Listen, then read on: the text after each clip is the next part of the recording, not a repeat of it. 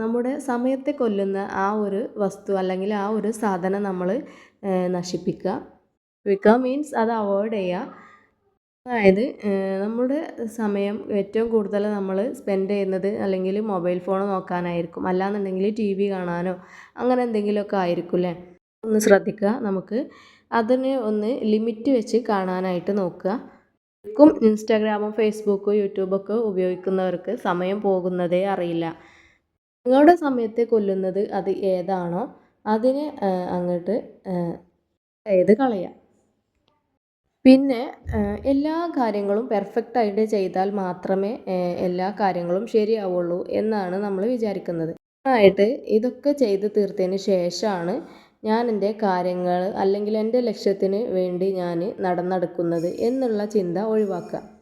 ഇതൊക്കെ ചെയ്ത് തീർത്തിട്ട് ബാക്കിയുള്ള സമയം നമ്മുടെ സ്വപ്നങ്ങൾക്ക് വേണ്ടി